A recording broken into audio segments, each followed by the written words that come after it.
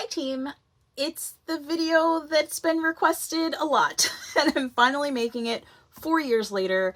This is the phone cover video. This is specifically created for those of us who do historical events, cosplay things where we don't want our cell phones out, appearing in candids, taking pictures, reading on our phones in the middle of a party, right? I made this first one back in 2021. And the TLDR on that is phone magnets, the kind that you put in your car. Do need to make a new one because this one is 4 years old. It is falling apart. I have changed phones a couple of times, so I've had to fill in the viewport. It's a little bit messy. It still works as, you know, just a cover, but it's time for a new one, and I want to add a charging port. This one was recent. It's made from a hard shell case. For a phone, I put a strap in for my wrist and then a stylus on the side so that I can use it like a traditional dance card. When I go to balls and things or galas, I might have gloves on, so I can't use my phone. So this one does the same thing as the big one, but it's a slimmer profile. Yeah, so I'm going to go through how I make these. There are 100 ways, as with anything, on making them. But again, the secret, it's just phone magnets, guys. That's it. That's all you need. Okay? Okay, so first things first, we're going to talk about materials. For the first one I made, I used leather scraps. These came in a box of leather scraps. And I just picked colors that I liked. I used a little bit of leather paint to kind of decorate. I used some beads and things. I won't use that for this one. I think it was a leather stamping kit, and then I just used regular ink and set it, and that was fine. It is what you want it to be. I have an idea for the one that I'm making right now, but we'll get to that later. This one was made from polyester velvet burnout scraps. So yeah, it is what you want it to be, but think about what you want on the cover, how you want it to look. If you're trying to recreate a leather bound book, that is an option. Again, leather scraps are a fantastic project for this. Any kinds of scraps, really. If you already have books, or you are a person who has random books available that you have no problem cannibalizing and sacrificing, for, you know, if they fit your phone, which is the primary consideration here, you want something that will fit your phone, you can gut them. I'm not gutting these books. I like these books very much. They are about the right height, but and the right width, right? But for this project, I'm going to be doing something slightly different that's going to need a little more space. But if you have books just laying around and they're not too, important to you, or alternatively, you want to gut them and put a cover on them, you can just make a cover like we did back in the olden days when we had to cover our textbooks at school. You can just do that. You can make a fabric cover. You can embroider something. I'm fairly certain people sell those on eBay where you just slide the book cover around the edges, and there you go. So if you got something like the Snark Bible, excuse me, you can take the cover off, put a new cover on, gut it using the same method, and then you have your cell phone cover that way. The next part that we need to think about is the hard part. Okay, so we've got our fabric or other textile cover.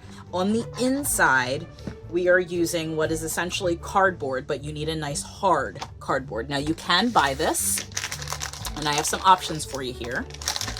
This is just under bookbinding supplies, I think is where I found it. It's just flexible enough. You're going to be essentially stiffening it with the outer cover textile, so that's not an issue.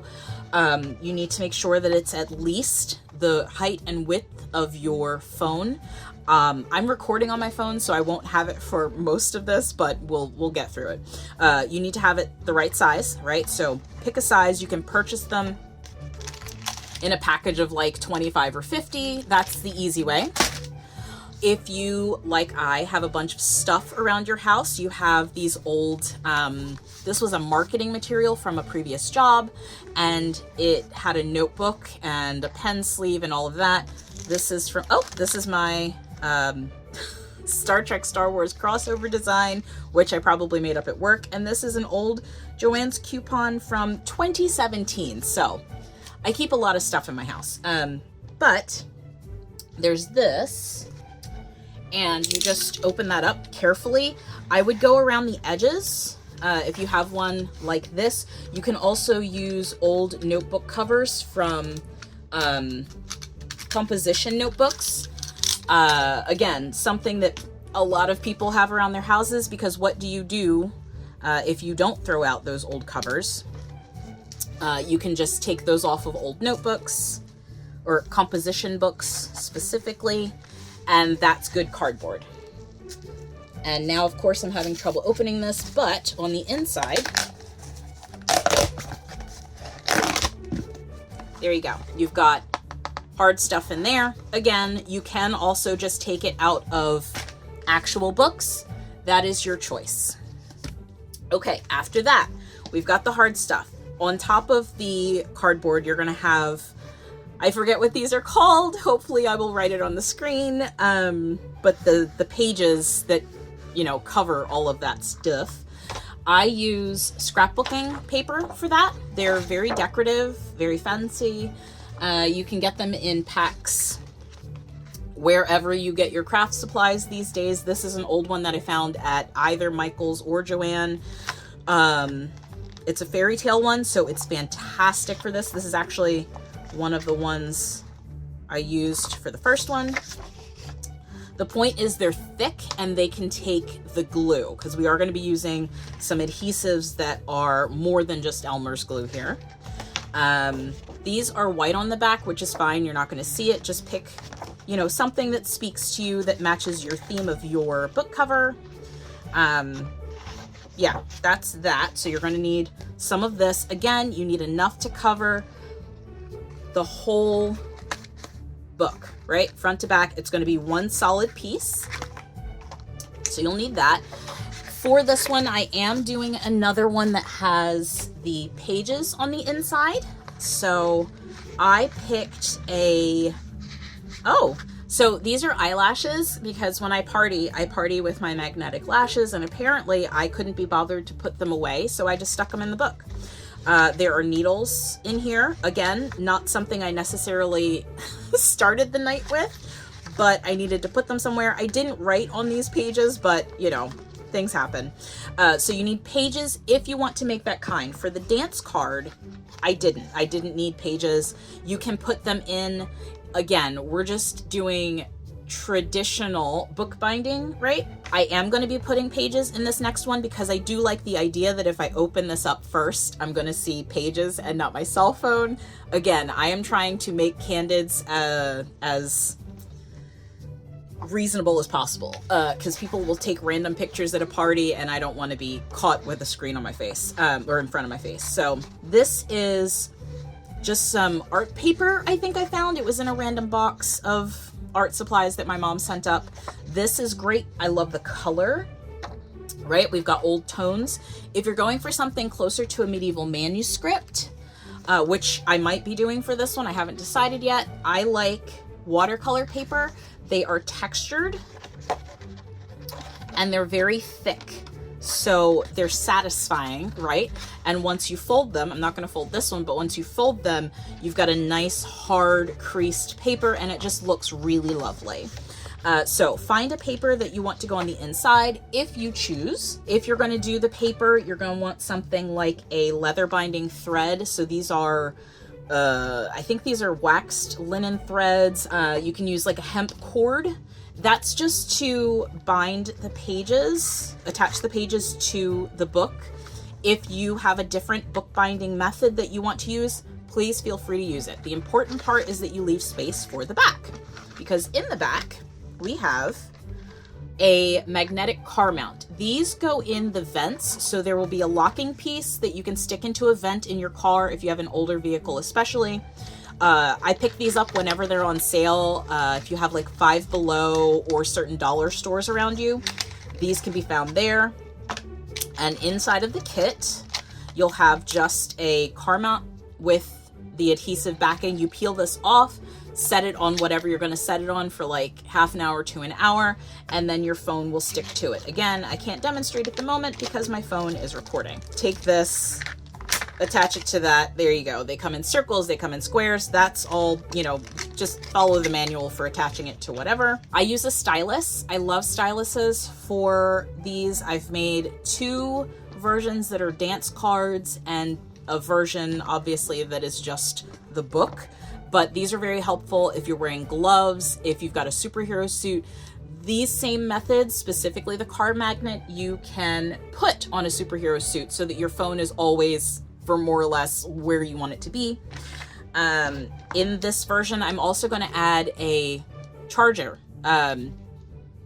So this one is not set up for that, which is why I need to remeasure, but I plan to stick the charger on the inside, the phone right next to it, and then the cable can be kind of wrapped up inside, or it can be, you know, unplugged, stuck in a pocket until you actually need it. But I really need something that will keep my phone charged. When I do take pictures, I take a lot of pictures, so I want to make sure that my phone is charged the whole time. Let's see, what else do we need? I think that's it for the most part. You'll need some kind of ruler to measure with.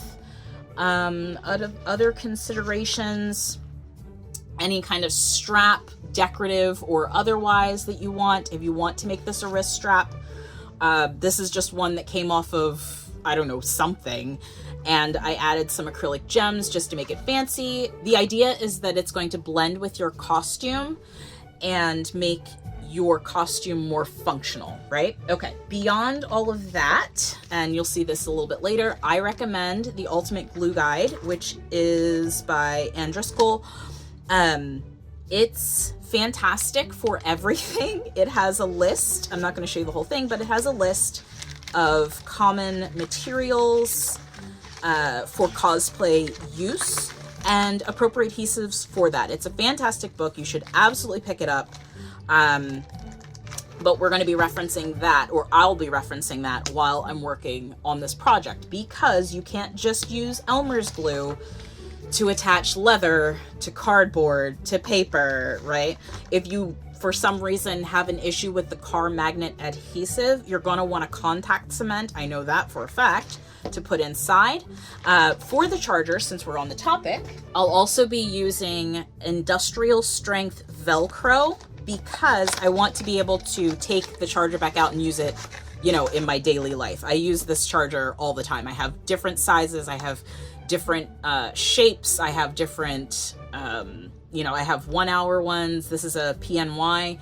It mostly just gives you a little bit of juice. I have a bigger one that's like a tank, and it's about this size and this thick. That can't go in a book. It's gonna be too heavy. You wanna think about weight, but to put that inside, I'm just going to use industrial strength Velcro. I'll cut a piece for the charger and cut a piece for the inside of the book, and that will go inside of the spine. So all of that said, let's get started. Okay, so the first part that I do, again, you can make your cover by any process that you prefer. This is the order of operations for me and this new book cover.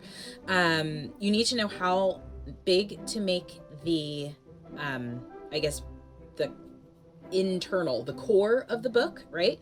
So if you look at a regular, you know, book, it's hard here. These would traditionally, like in the olden days, be made of like wood or something. Again, you could 3D print something a custom size, put a design on it so that you could then cover it in a textile. And now that I've said that out loud, I think I might want to try that too.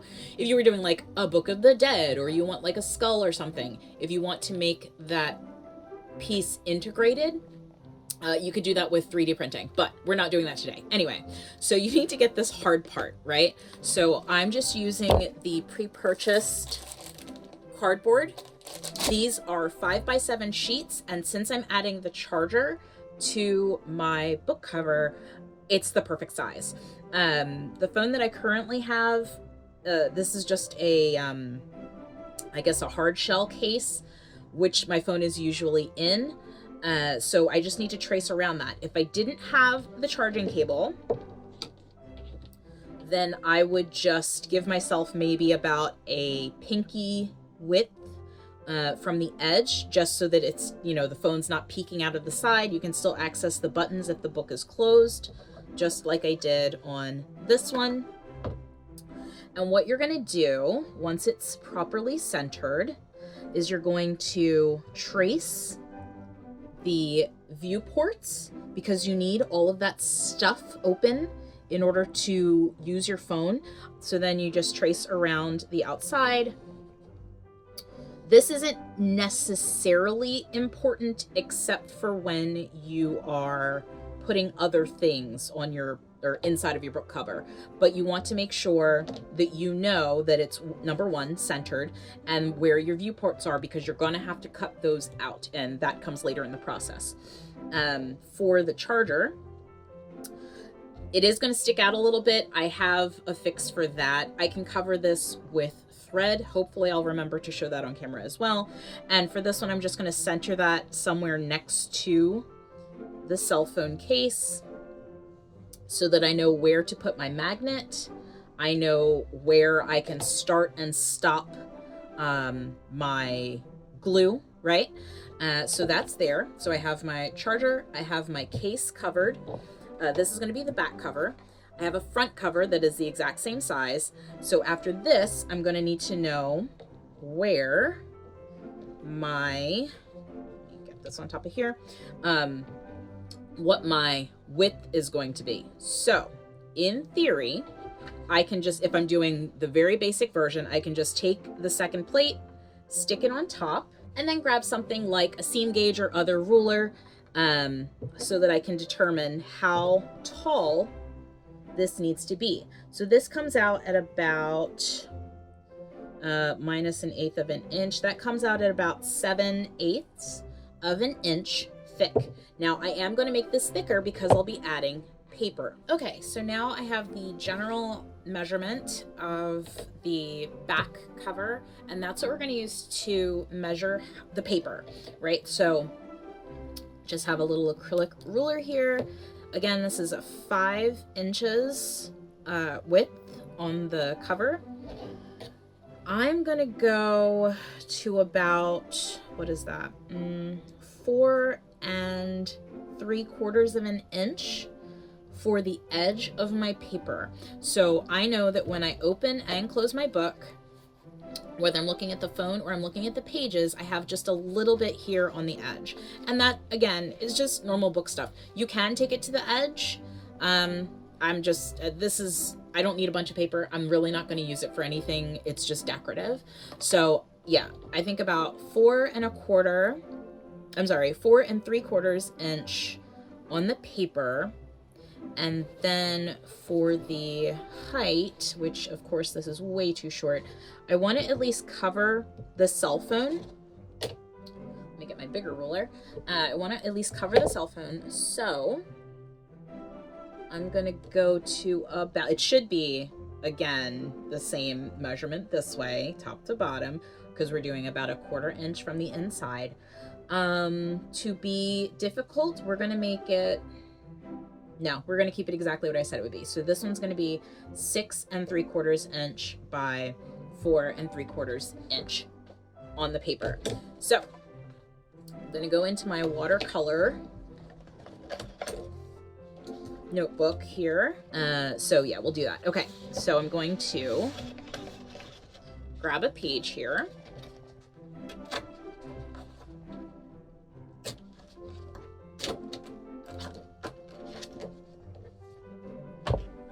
Okay, so now I've got this page. I need to figure out, and this is going to be doubled. If you know anything about bookbinding, or if you're learning right now, I do recommend 4 Keys Book Arts. That's who I used. They're a YouTube channel to make my original book.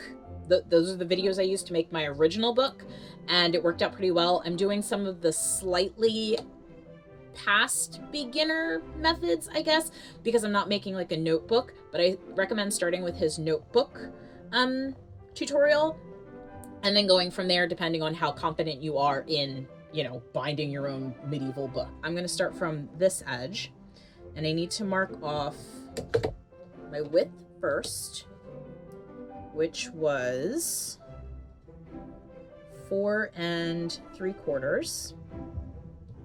That will be my halfway point. So here, and I'll just mark it a little bit higher so that I am, for the most part, I just need to be close. This is a handmade item. It's going to be close. It's not going to be perfect, and I don't need it to be. That's that. And then I'm going to fold on. You should do like a line. Again, I'm not doing that. This is not going to... This is not going in a competition. It's not that serious, okay? Okay, so I've done that. This is 2 pages out of the book, right? Okay. So now I need to mark the height. And yes, I could just use this ruler the whole time, but it's really unwieldy trying to get it in frame while I'm like a foot away from the thing itself. Okay, so I'm just lining this up with the bottom of the page. And what did I say? We're doing 6 3/4. So I'm going to mark that here and here. And for this one, I will go ahead and do the whole line. Just like this. This is, if you're being economical, I would recommend doing this on a scrap piece of paper or making yourself like a little pattern. I'm not doing it today because I don't feel like it. But you should definitely do that for yourself. This is my template page, right? So I'm going to cut this out and then I'm going to use it to make another 3 pages. So we'll do an 8-page book and then the cell phone with the charger. Now, if you are faint of heart, please look away. I will be using a rotary blade, and I know that can be a triggering experience for some. I used to be the same way. I get it, but life is too short for the arthritis that I am getting in my hands, so I am using that as safely as possible. There we go. Always close your blades. Okay, as with literally everything I do, things have escalated. I decided to add what's kind of like end papers, or like in this case the cover within the cover, which I didn't do on my last one. So in the first one I made, I just have the you know, kind of seam cover situation, whatever this is that covers all the internals of the cover. And then I have the pages immediately, and that's fine. Like, I open the book and there's pages there. Again, not being used, doesn't really matter. And then I put a bit of, this is probably like a linen, just to cover where the stitching was. I might do that again, but I was going through my scrapbooking pile while I was pulling paper and found some black kind of cardstock. It's, let me find out what it is. It's a... Okay, this is just black drawing paper, right? So it's good quality and it's smooth and I like it. It's a different texture than the book itself, and that's fun. And if I wanted to do something, I'm thinking probably in silver or gold acrylic paint, like a design, I can do that. So we're gonna put that in as like an end papers situation. So I have now cut extra paper. So I have 1, 2, 3, 4, 5 pieces of the very, very, very heavy watercolor paper. These are going to need to be trimmed down because once you nest them, right? So I've got paper inside of paper inside of paper, instead of doing the side by side stitch each page individually style like you would do for an actual book. This is more of the notebook style. So they are going to need to be trimmed later. I could have done that now, but I'm just kind of, winging it at this point. And then outside of all that, I have, again, kind of like an end paper, and I think it'll just be fun, so that's why I'm doing it. I like to try new things, and you cannot have too many cell phone book covers. I have like, I don't know, triple digit cosplays in this house, and I'll have one for each one if I need to. Okay, anyway, so now we have to do the sewing holes, and in theory, I'm only going to have to eventually trim this down so that the white part isn't showing, but again, no one's judging me on this except for me. So what I'm going to do is kind of make sure that they're all lined up on the inside. And this is just a guessing thing. It does not have to be perfect. And then I'm going to take binder clips on each edge of one side, just to make sure that it mostly stays in line. Does not have to be perfect. You can trim off anything that isn't. I'm going to take a piece of, this is one of those fabric holder things that I just have lying around the house. Cardboard is fine. I'm going to use that. I need a ruler. Where did my ruler go? Okay, so I'm going to use the acrylic ruler because it has markings that I can use. I'm going to place it mostly inside of, mostly in the center of the book, and then I'm going to take a bookbinding awl. It's just an awl. A regular sewing awl will do. This is mostly stuff, if you have any kind of stash, that you can just find around the house. So I'm going to mark the center, which on this one is a little B. I'm going to open the book up just a little bit. I'm going to put it at an angle and try to get through this really heavy watercolor paper. Did I go through? I did go through. Okay, so that is my center mark, right? So I'm going to put the B back where it goes. I'm going to do, let's see, I'll just stick to the end of the ruler since it's not a terrible distance from the edge. Again, there. And I'm going on the outside here. I'm doing my best to kind of eyeball and make sure that it's close enough. There we go. And then I'm going to put one mark in between those two. So right about there. If you have any sort of sim gauge, you can do it that way. If you want to be less precise because you just don't care, you can use just a piece of paper, extra scrap paper that you've marked with where you want your sewing holes to be. This is not the important part of the book cover. It's the cover part that's going to be important. This is just for funsies, okay? So now I've got 5 holes, and I'm just going to make sure that I can actually poke into them on both sides. If you work with awls at all, then you know that if you have to sew in the opposite direction, it's going to be a pain in the butt. So I just want to make sure that I did it right. The other thing you can do, also, don't go blindly poking through holes if you know your fingers are on the other side. This does not line up with the crease I made in the black paper.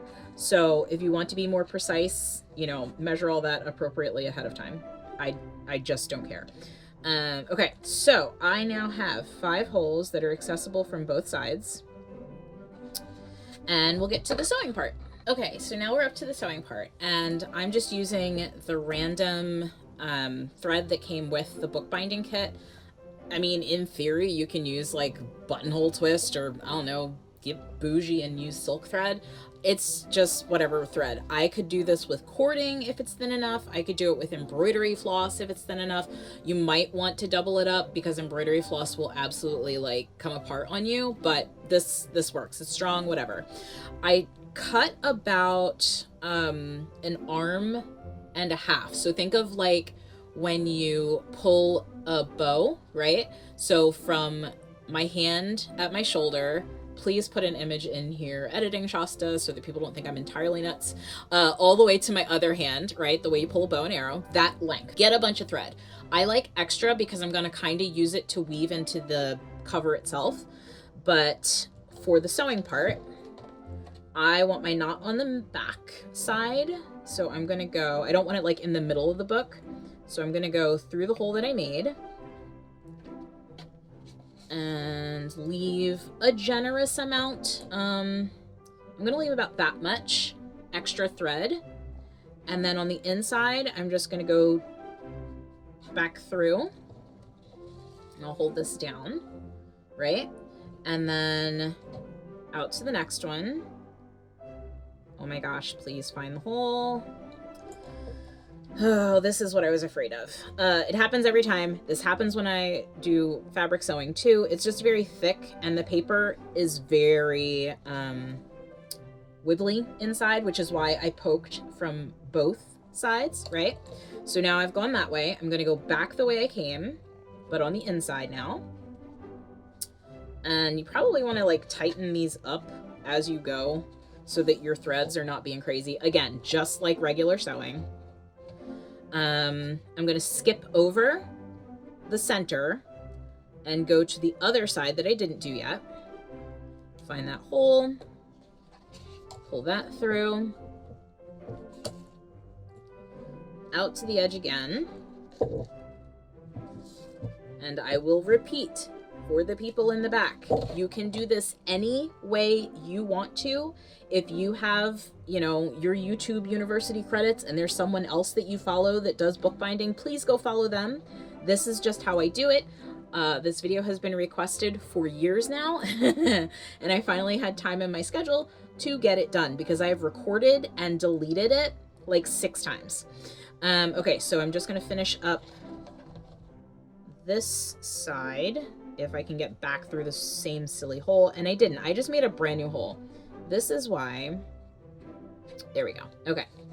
Again, it's paper that I'm not going to be using. If anything, I might doodle on it if I'm bored and have like watercolors around. Okay, and then finally, I'm going to go back through the center hole and make sure it's the same hole that I went through. I'm going to go to the opposite side here because we're going to make a knot. So there we go. That's that. I'm going to remove my needle because I don't need it anymore. And then I'm just gonna give these a yank in both directions to make sure that it's as tight as possible, but not too tight because you don't want to, you know, rip your paper. And I'm just gonna do like a little, it's not a square knot, but you get the idea.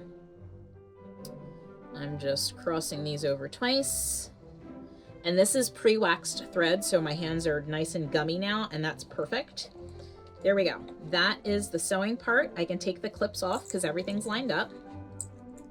And technically, you now have just a little book. So we are trimming the pages off of the edge here. There are, you know, 2 ways that you can do this. Again, you can do this any way you want to. This is the way I'm doing it, but I will do it in 2 different methods. So I'm going to take my sharpened pencil. I'm just going to go along the edge on the white paper where I can see it, right? And then I will open out to that page. Since there's only, what did I say, like 12 pages on this, or 6, I guess.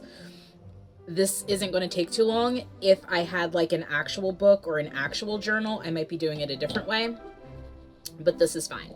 Okay, so method number 1, I'm going to use the rotary cutter again. So all of my anti-rotary color folks, maybe cutter people, just look away. I've got my metal ruler, I've got my rotary blade, and there we go. Close your blade at the end.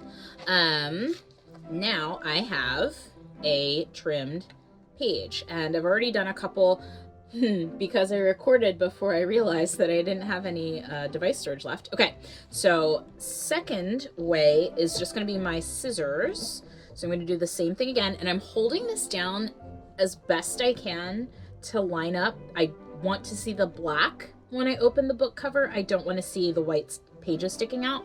So I'm just trimming them manually. Let's see. Okay, so now, and again, just going 1 page at a time because my watercolor paper is so thick. I don't want to have the same issue where I'm cutting slightly off of the line I'm making. And I'm cutting just inside of that line. These are not fabric scissors, calm down. These are my craft scissors. I actually don't like them for fabric cutting. I do accept scissor sponsorships if they're really nice. If you want to send me some dressmaking shears, I will not be mad about it. Okay, so I've just cut the majority of the pencil off. That's it. That is how I'm going to trim this. And yeah, moving on to the next piece. Okay, one quick thing before we move on to the fun and exciting part, the decorative cover.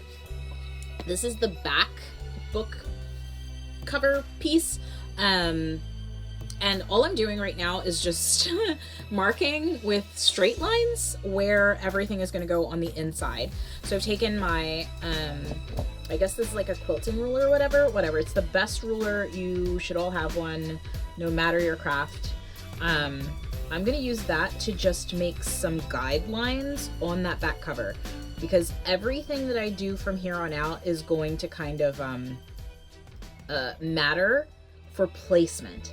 So I'm going to have to glue things down, and I won't have these guidelines again. Everything is going to get covered.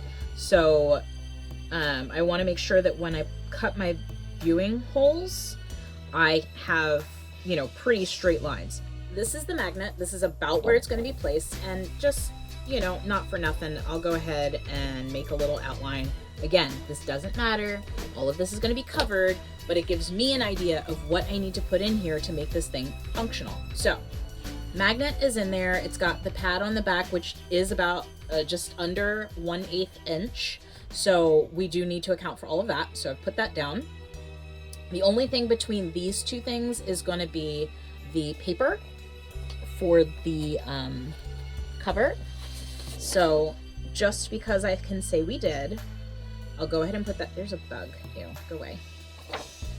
I'll go ahead and put that down. So, right, the paper is gonna be negligible. Okay, so we've got a magnet. We have the cover itself. There is gonna be spacing, and that's something you have to kind of gauge when you have your camera on, and I'll try to show you that later if I remember. You can't do full zoom out, so like a 0.7 in your camera app. You won't be able to fully zoom out. You'll only be able to use the standard size unless you cut that. But just to start, this is what we have. I've got the magnet that goes inside of there, which again doesn't take up space because this is flat and it's all inside. So your phone is now in here, right? Then I've got the charger. The charger will be attached by Velcro. Here's the problem. Wait, this is not. Oh, yes it is. Okay. See, that's on there. It will not come off. I love car magnets. They're so good. Okay, so this is now in there. But what we don't have is the Velcro, which does have, you know, some width or depth, I guess, to it.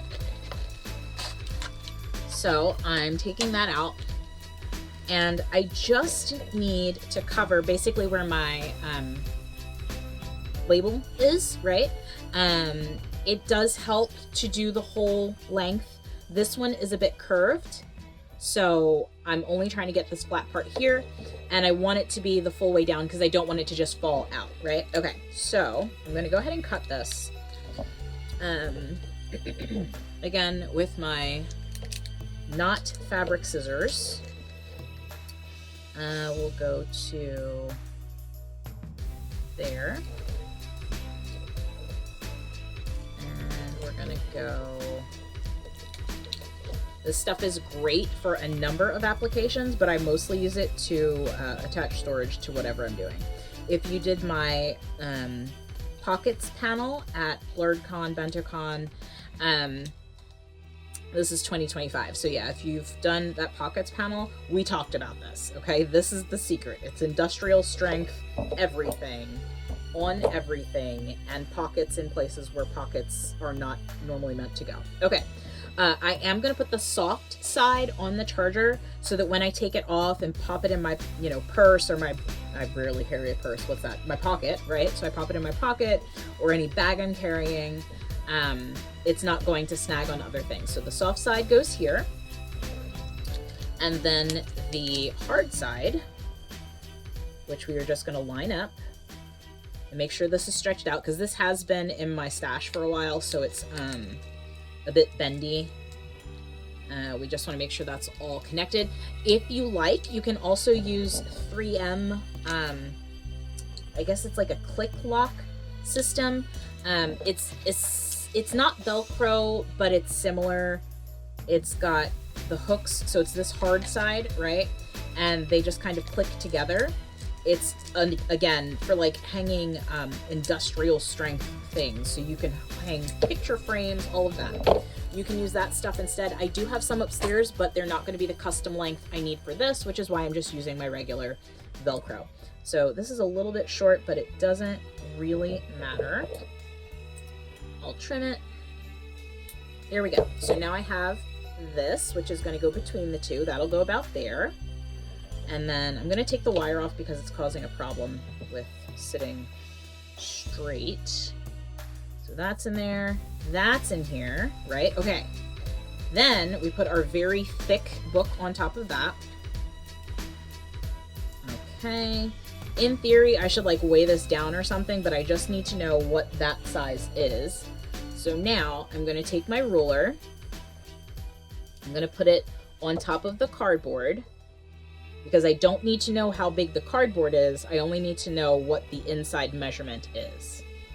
And sitting on top of the charger, which is the biggest thing in here. If you're not putting in the charger, you just need to measure to the top of your phone with the magnet. Let me move it down a little bit. There we go. Okay, so my measurement is, without pushing it, about 1.25 inches. Okay, and I'm going to double check that on the front side. Okay, so now because I don't have a real book, I just have this kind of notebook, I have to kind of fill in that space. That's the 1.25 inches.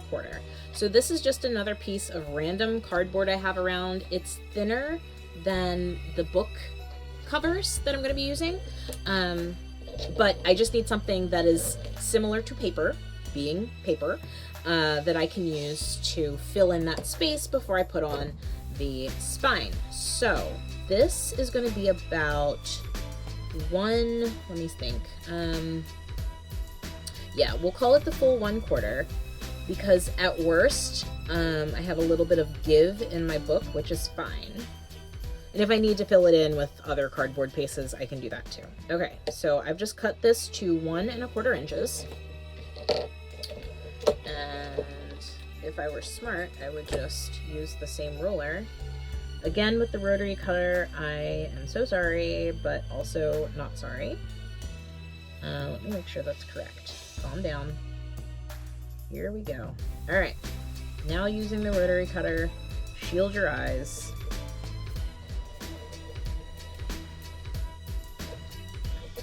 And for those of you thinking, why does she keep mentioning that rotary cutters are awful? You know, I know people who have been through things with rotary cutters, and I know they're going to be watching, and I don't want anyone sad. Okay, so because I'm not applying enough pressure, it didn't cut all the way through. I am just going to go back on the back end.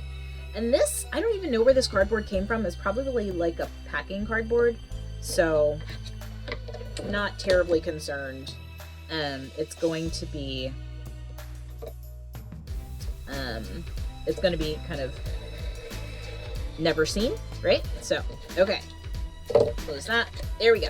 Now we have a faux spine. We just have to cut it down to about the same length as the book itself, or the actual like notebook papers. So I'm just going to take that and do that. And this time I will just take the scissors. Oh, which still have sticky stuff on them. Please hold. There we go. And I'm going to cut just inside that line as well. Boop, there we go. Okay, we now have a faux spine. So I'm going to take the awl. I don't need the cardboard for this part. It's not an essential part of the plan here. I just want a general measurement of where that is. I'm going to go in the center because I don't want this thread to rip through, right? And again, if you are weak-hearted when it comes to awls, please shield your eyes. Making a nice thick hole here that I can get both pieces through.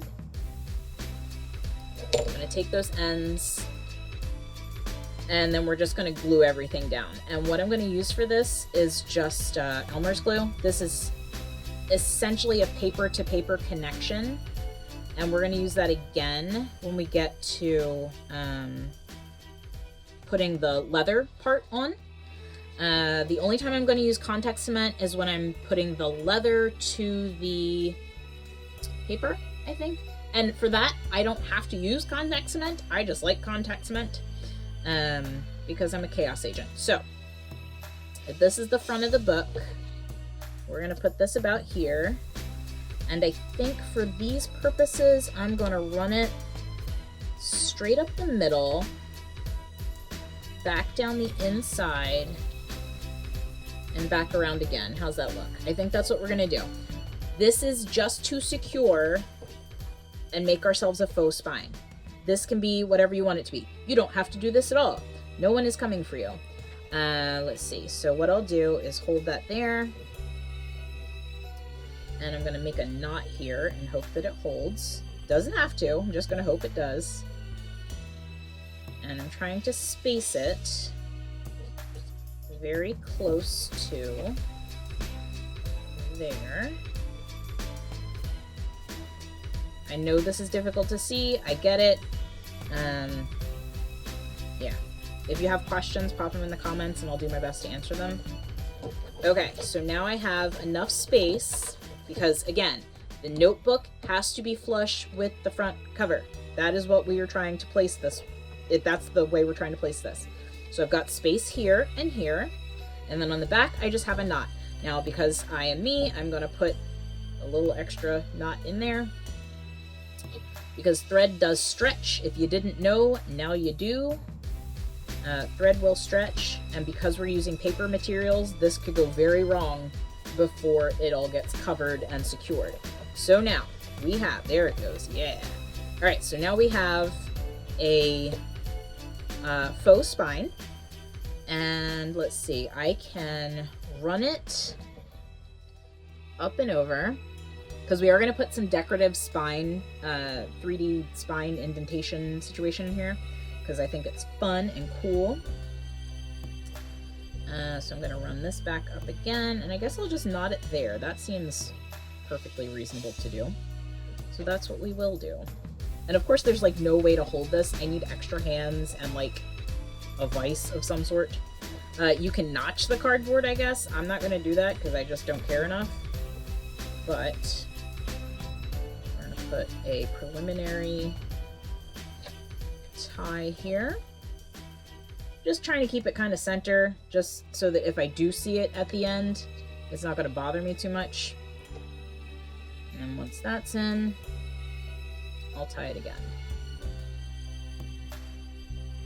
This is not a science, okay?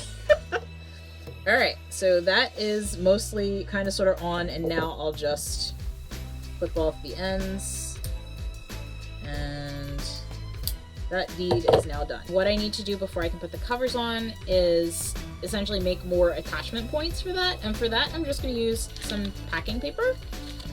This is not this is not real bookbinding, obviously. What I'm trying to do here, and I'll try to illustrate as best I can, is I'm trying to get to the part where I can put the leather on. And I have to have something to put the leather around that is going to be the final product, I guess. Okay? So, this is what we want, but we need something to connect these two pieces so that I can make them all into one piece, right? Because I have nothing in the middle. So we're going to fill in this gap by adding paper, gluing the cardboard on to the paper attached to the faux spine and the faux book. I promise this will hopefully make sense in the end. Okay, so in order to do that, I'm just going to take some strips of paper. Yes, I can cut these on a ruler. No, I'm not going to. Yes, I could also probably use better paper, but I'm also not going to. Okay, for this part, I'm going to use Elmer's glue. We have kids, so we have a massive tub of it. And we've had it for a while, and I use it all the time. So let me put these in place first. So my idea for this one, which apparently is similar to what I did with the first one. I don't remember doing it this way, but the pictures that I took said I did. So I think I used something that wasn't actually paper though. All right, so we're gonna put this here between the two. I'm kind of centering them. So this faux spine is not the same size as the book cover. It's going to be wrapped in leather. It's going to be covered in cardstock. I just need something between the two pieces so that I can open it like a book, right? There's going to be leather involved in a minute, but we're not there yet. Okay, so if I'm being difficult, which I am going to be, we're going to grab some, oh my gosh, what is it called? Hot glue. We're going to grab some hot glue. We're going to use that as well, and then I'll use the regular Elmer's glue to secure some things.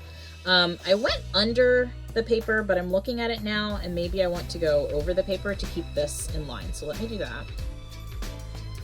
So we have that part there. That is what I'm going to hot glue right now before I forget.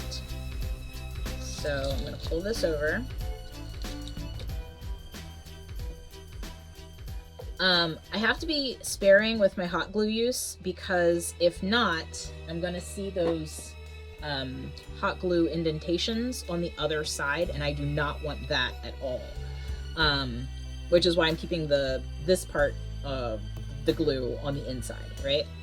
Okay, so that's one. I'm gonna do another one at the top. This should keep the notebook pages connected, which is kind of important. That overspill is going to come back to bite me, so I'm just going to grab a little random piece of cardboard here and squish that out.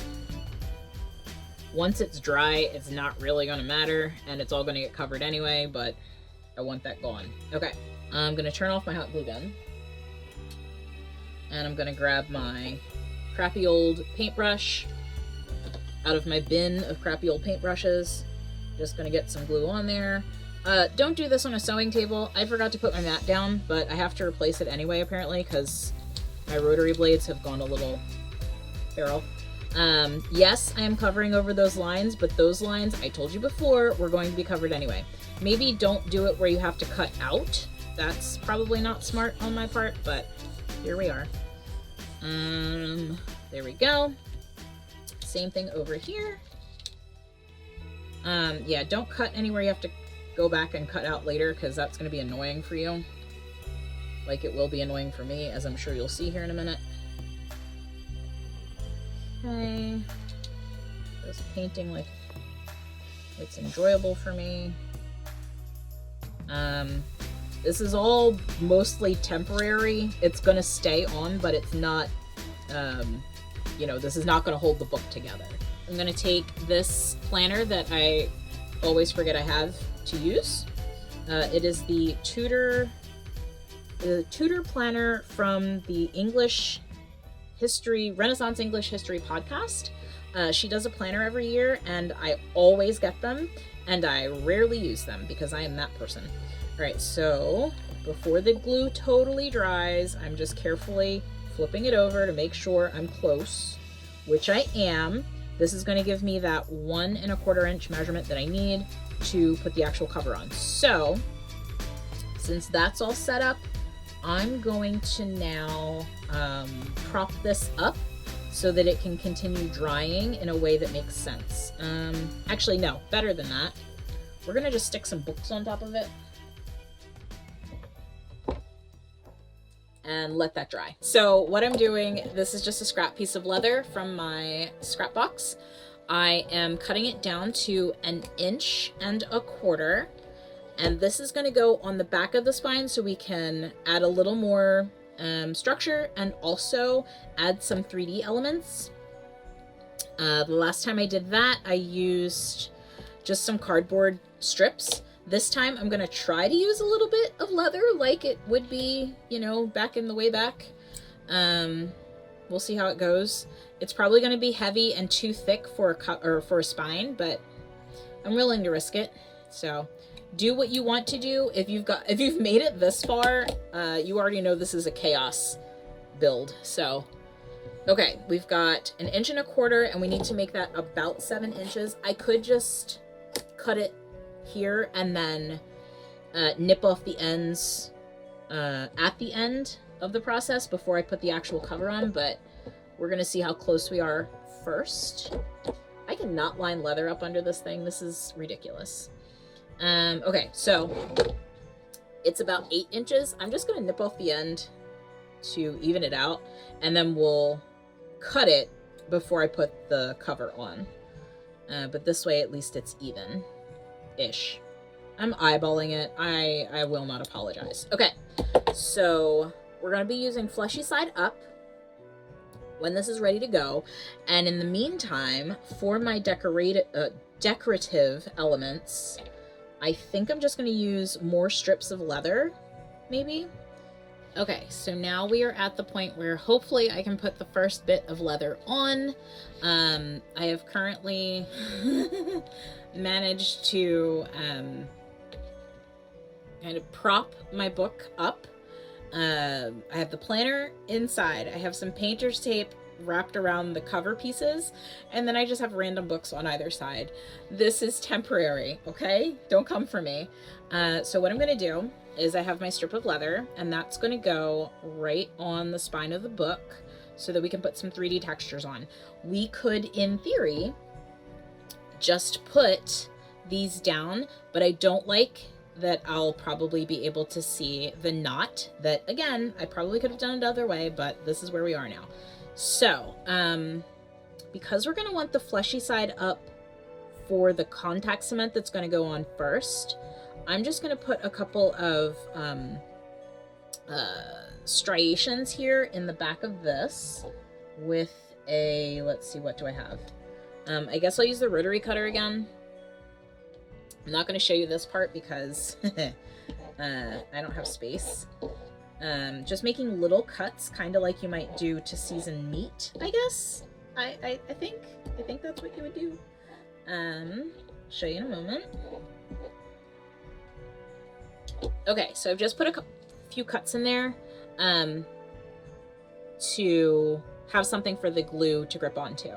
And I am just using hot glue for this. You should probably use what's called PVA glue, or even, again, contact cement. Spray adhesive will work. I'm not doing all that. I am putting one big glob of glue down the center. Yes, I also know that I am playing it fast and loose with the books that I have over here, but that's okay. There we go. That is now adhered to the spine. In my experience, this does not have to be perfect. It just has to be on, because we are about to cover this whole thing in leather anyway. Okay, so that's down. This is going to annoy me, but again, doesn't matter. Okay, so that's down.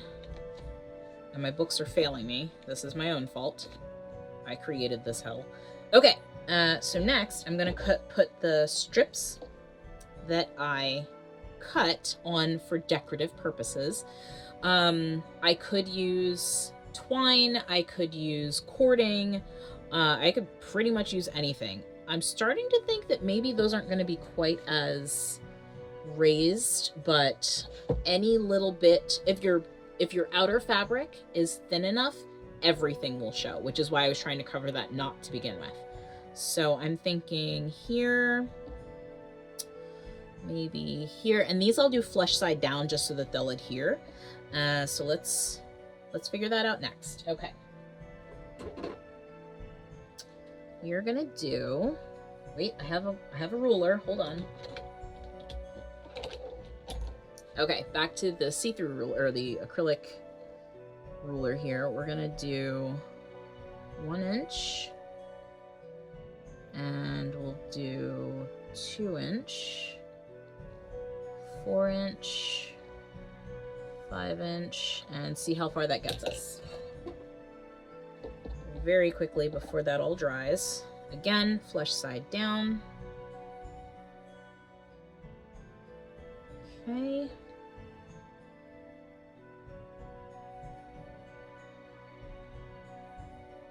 Trying not to burn my fingers, but if it happens, it happens. Okay. And not that one. I'll use this one. Okay, so now we have some decoration. Kind of.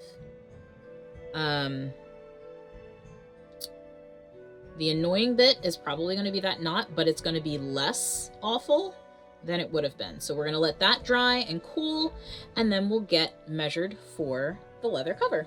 Okay, we've now reached the point where we're going to do a little bit of cleanup, and then we're going to start planning for the cover. If you haven't already planned for the cover, I don't have enough leather scraps to make a full leather cover.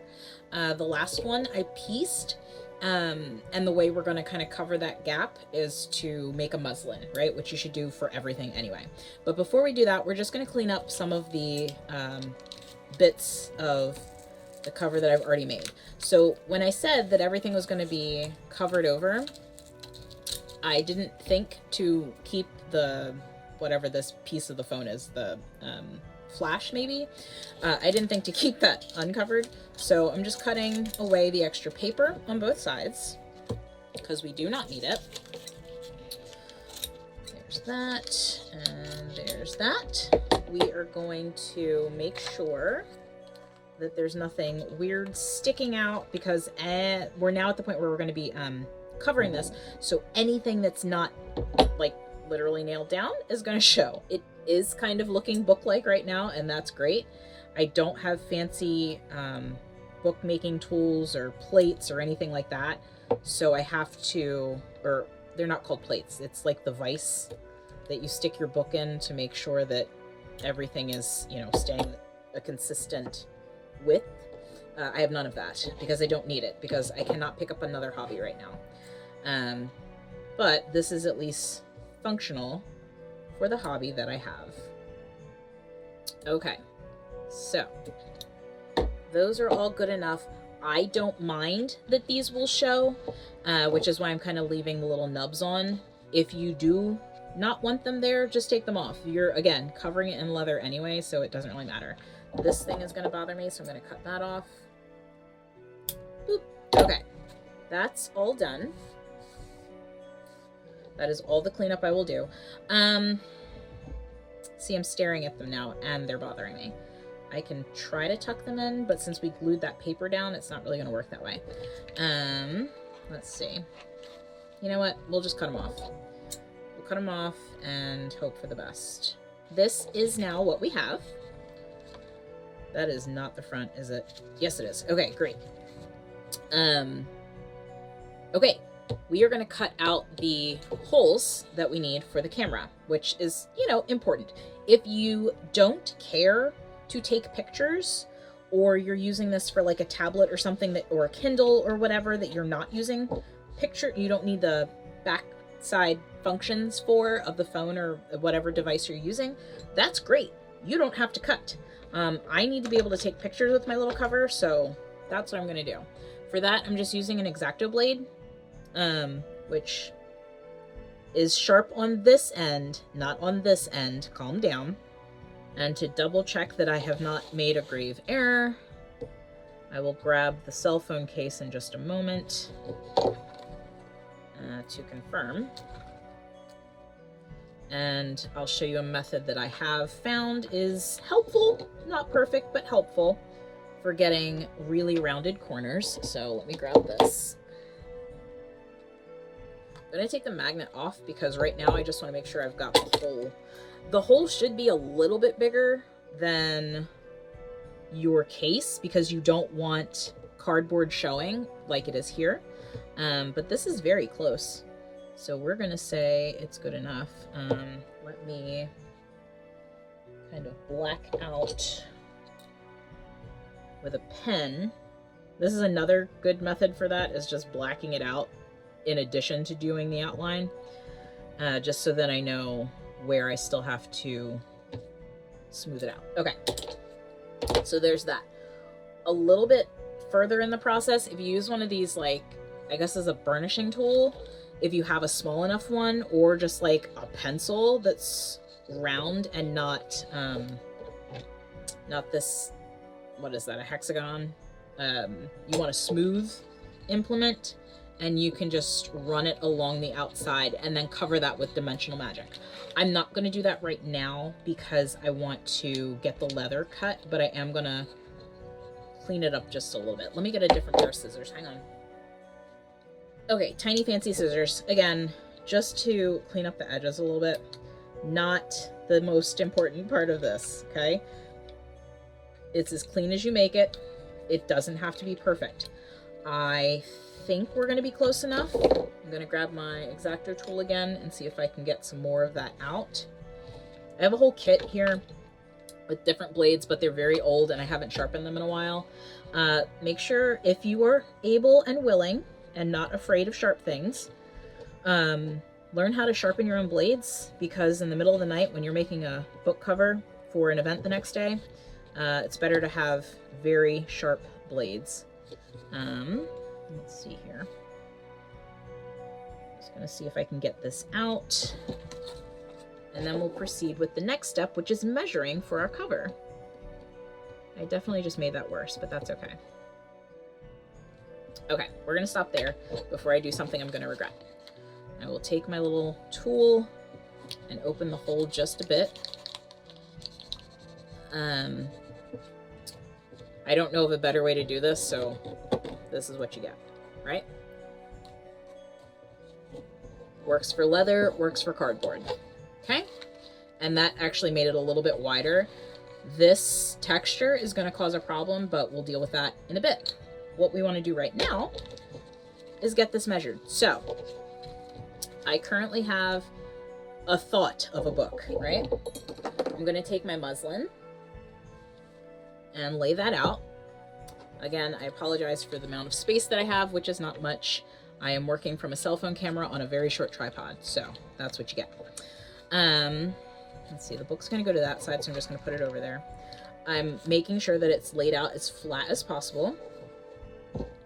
And I'm going to try to be a little economical in how I place it here. What I need to make sure to have is at least a 1/2 inch all the way around for my seam allowance, because there is going to be seam allowance in this book. So let me take it down. I'm going to do about 1 inch, but I'm going to cut that down because I have an idea for the cover itself. So now I take my pencil, and because this is muslin, I'm just going to trace all the way around. The reason I'm giving it an extra inch all the way around is because I am absolutely going to end up closing it and realizing that it needs to be longer. So if I have at least this amount of fabric plus 1 inch all the way around, then I'm covered. And I'm just going to put in the view holes. I'm not cutting them, I'm just putting them in so I have an idea of where that's going to be. Okay, so that's that. When you close it, the measurement changes just a little bit. If you're using leather, it'll stretch. If you're using something cut on the bias, it'll stretch. If you're using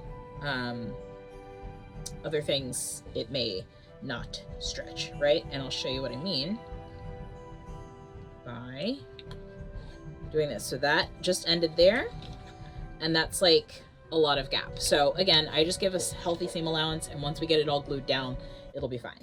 VoiceOver Shasta will be with you for this next portion. Here, I'm just giving a quick check using binder clips and a muslin that my pattern will have enough seam allowance to open and shut properly. It's pulled taut, but not tight, so as long as my final fabric is on grain, it should be fine. I decided to go with a moire or watered faux silk in what I'll call maroon. I'm marking the borders of the spine on the fabric with chalk at the top and bottom edges. I'll be using Gorilla Fabric Glue to attach the spine of the book cover to the textile. This is a contact adhesive, so you should be working in a well-ventilated space with gloves and a respirator. You don't need a lot, but this tube is kind of old and tough to squeeze out.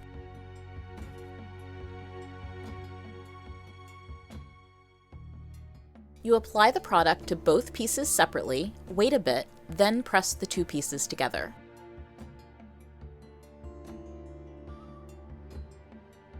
I'm doing my best to make sure that my fabric grain is oriented in the direction of the spine and that the chalk lines up with the cardboard edges.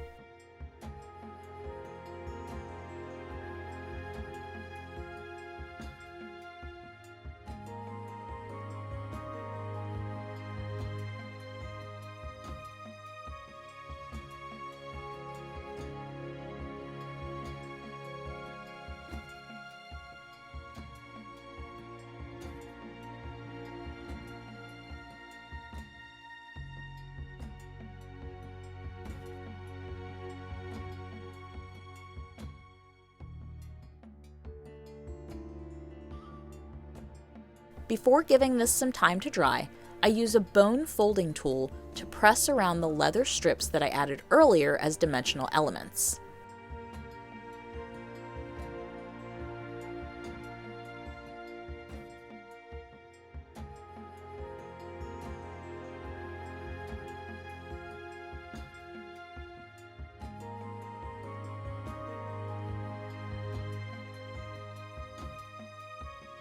Once the fabric glue is dry enough to stay attached, it's time to adhere the rest of the faux silk to the cardboard.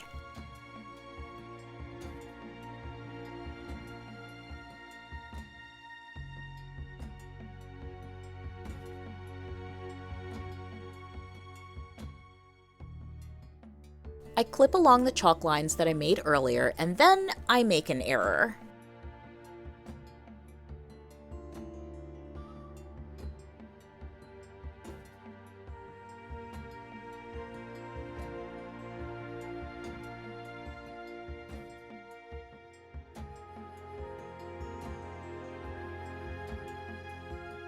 Do not cut the seam allowance on the spine. Again, bookbinding is a choose-your-own-adventure sort of thing, and if you were chaotic enough to try this wacky method, then I will at least give you this tip.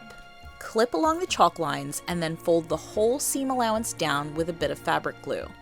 You're going to want that full amount of seam allowance to keep a nice edge on the spine. Again, I'm using the bone folding tool just to press that little bit of seam allowance that I have left.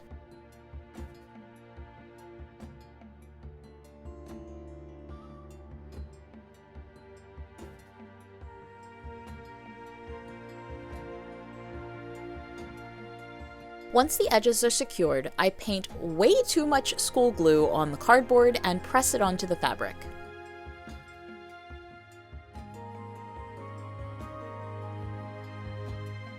Then I paint around the edges.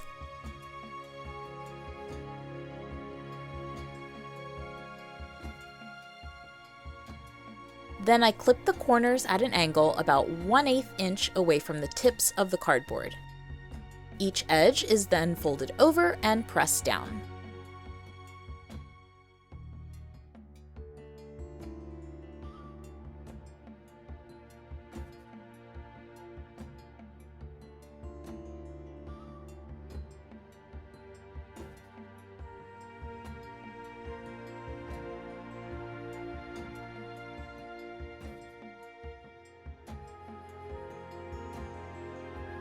Okay, so at this point we have let the cover fabric dry overnight, and it's fine. The inside is all dry. All of the paper I put down yesterday are dry.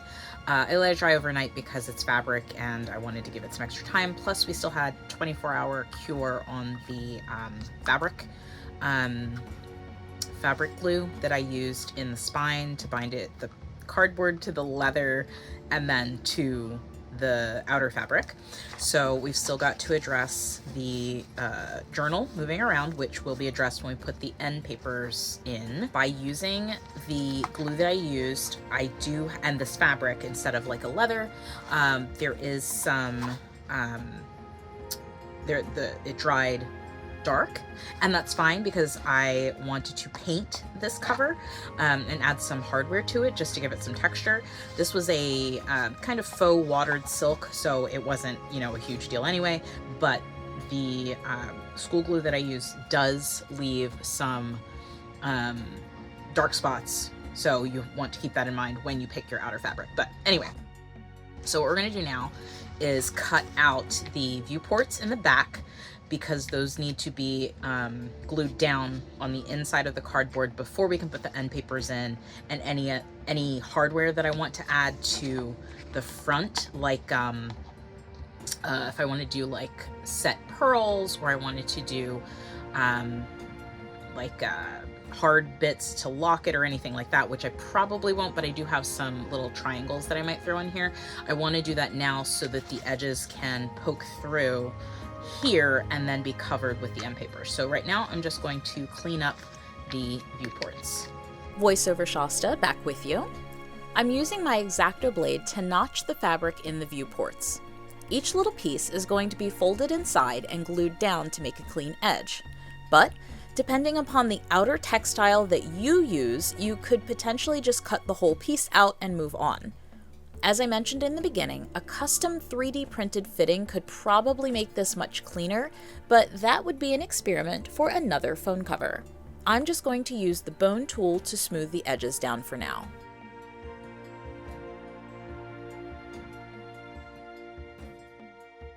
I've cut the end papers to enclose all of the guts, so it's time to mark where I need to cut around the notebook attachment thread.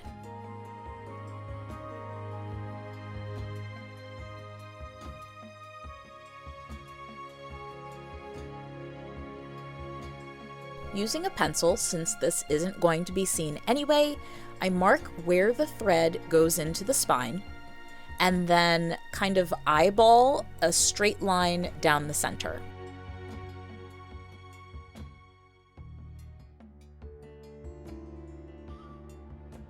I slash up the center point and double check where the notebook should lay flat far to the left of the spine, so that it's not fighting for space with the charger and the phone.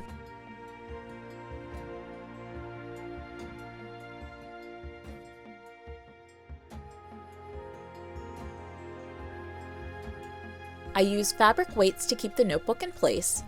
Then I paint more glue around the viewports to secure the tiny notched fabric edge.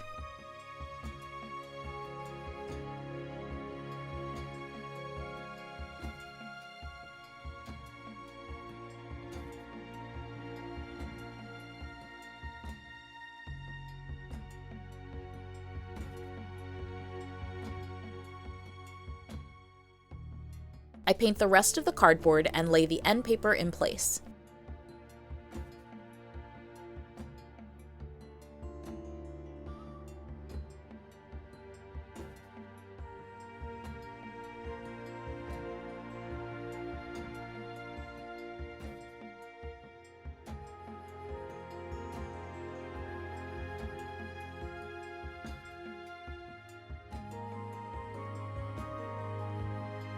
Once both sides are dry, it's time to do another functionality check. I did add a scrap piece of the decorative paper to cover the center cut and to keep the paper from folding up on the edges. Then it's time to cut the viewports a third time using my X-Acto blade, fine tip scissors, and a mini hole puncher.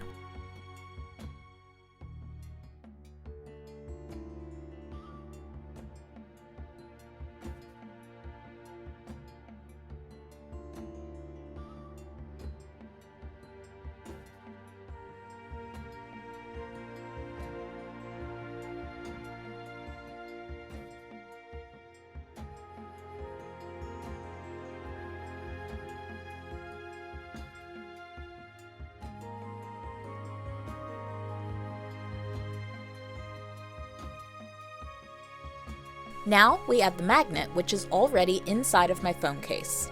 I place the case according to the viewports and use a pencil to mark the edges of the magnet on the back cover.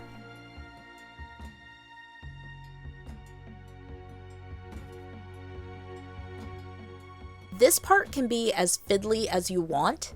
I ended up changing the orientation of the magnet just because, but you do you.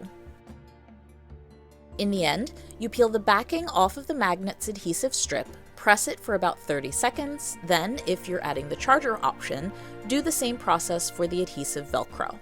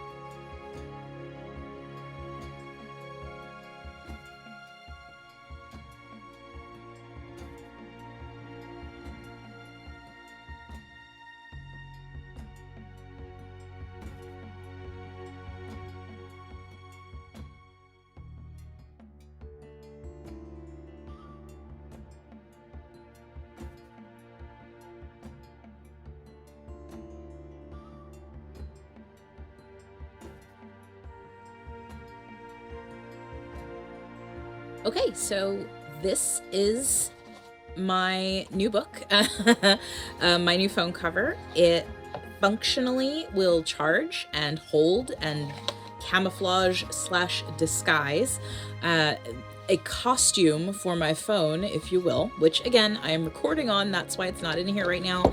I did take it out to take some selfies real quick in the mirror just to make sure that I have full viewing. This section here can be as clean or as not clean as you want, because the next and final step for me is going to be decorating. Since this is a fabric cover, I can do kind of whatever I want with it. If I really wanted to, because the cover is so sturdy, I could also, put a different cover on it. I can add metal pieces to it. I can add an embroidered cover to the book cover. The possibilities are endless. Even if you, like I said very early, buy a phone cover on like Etsy or something you find at like a bookstore or something, or like I don't know, whatever your cell phone brand shop is, you can cover it with this kind of, historical design. So for mine, I'm going to grab my chalk pen. Again, you can use whatever you want. You can use a pencil. You can use what are those, like grease pencils or whatever. Whatever your sketching implement is, you can use a cutout template if you like, and then paint on top of that. But I'm going to draw a design mostly freehand and then use some Angelus metallic gold leather paint. I use this stuff for everything, even when I'm doing foam projects, because it's a flexible paint. It has a really great, paint deposit, right? So even if I only do one coat on something like this, it's going to show up. Now, the best part about painting on fabric it's already essentially been primed, because that glue, so all those dark spots I talked about earlier where the glue dried and darkened the fabric, it really doesn't matter. It doesn't matter to me anyway. I really don't care. A book is a book, and the more well-worn it is, the better for me. But these dark spots here, again, this is why I use the watered silk, because as I mentioned before, the other one was leather. It didn't really matter what kind of happened with the glue. But for this one, since I just let it, I soaked it essentially in the glue, I'm now going to make some designs and make it just a little more visually exciting. It's a beautiful fabric, so it's pretty anyway. And then the other decorative element I'm going to add is to the cord. So this cord is more or less dedicated to this. I can swap it out if I find a shorter one in my bin of cords that are USB-C. I can swap this one out. But for right now, since I have an event this weekend that I'll be using this at, I'm just going to take some embroidery floss. This one happens to be, I think it's this is DMC, like a pearled cotton maybe? What is this? What does this say? I don't know how to read these. If you know how to read these labels, go ahead and put down in the comments what this is. But the color's like a dark green, like that, right? So keeping it dark, right? I'm going to do cord wrapping on this. Anyway, so you're going to wrap this around, pull it through the loop. Oh my gosh, this does not have to be this difficult.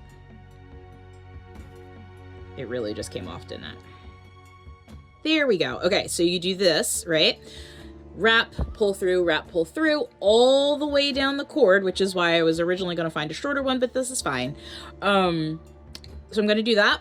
And then I'll have, that way when the cord is sticking out, it doesn't look like, more technology. It almost looks like a wrist ribbon, which it is not. Please don't use this to hold your phone. If you want, like I think I mentioned much earlier, you can simply take one of these and, here, we'll do it that way. You can take one of these, stick it inside of your phone case. Oh my gosh, this is not this hard. There we go. We stick it inside the phone case, and then because you are on that magnet, you can hold on that, okay? So you stick a ribbon through this instead. And I will have a ribbon to stick through there. Yeah, that's it. Oh, final thing, hold on. I'm going to go through my bin of style, or my bag, excuse me, not bin, my bag of styluses. This one has a little, I don't know which the best way to see this is. It has a little hole in the top that I can stick a ribbon through so that I can also string onto the loop at the bottom here. And then I can slide it either between the two, which is a little hard to get at, or just along the back here. And then everything is self-contained, right? And again, I can hold with a ribbon here. I will show you my final decorative item in a minute. I used the chalk and a ruler to make some lines in the back, kind of like paned windows. I kind of like that design. And then I went a little crazy around the viewports. I was originally thinking like Dragonfire or something, and this is where I got. It's fine, it's gold, it's pretty, I don't mind. Then I moved on to the spine, again, starting with just some black leather paint. I tried to make kind of shadows around the three-dimensional bits in the spine, and that looked fine. And then I added some gold to the top of those, kind of like a highlight. When it was time for the front cover, I decided to go with a sort of Tree of Life motif. And then I wanted to also incorporate sewing, so I ended up with my thimble on my finger and some roots at the bottom. The thimble actually came from my Our Flag Means Death flag for competition we had a couple years ago when we visited the Kalmar Nickel. So I took that idea and just added Tree of Life roots, like you do. I chalked out the design first, obviously, and wanted to make sure that my proportions are going to be correct. It kind of reminds me of, the rabbits and squirrels, what are they, snail marginalia that you see in medieval manuscripts. I love that stuff, and I wanted something along those lines once I got to this point. I added the colors of my finger and the thimble. I had to kind of go back and forth waiting for things to dry, and leather paints are really good about taking about 15 minutes maybe, and since these were very thin coats, it didn't take too long, maybe an hour or so. And there's the whole phone cover unfolded and drying on the table. And then here is our final functionality check. I think this was actually after the event that I took it to. So as you can see on the right hand side there, I had attached just a ribbon that would match to my phone and to the stylus so that I would have them both. I can charge my phone while I'm at events, which is incredibly helpful. With this one, you plug it in and then you just hit the button and it will immediately start charging. The stylus can be attached to either the notebook or to the book itself, although if you put a metal stylus with the little clippy onto the book, it may start to rub away the edge. But for the most part, this is it. I can carry it by the ribbon and charge and tuck the charger back inside when I need to. I can take the charger out and just have the phone. So it all worked out, and thanks for watching.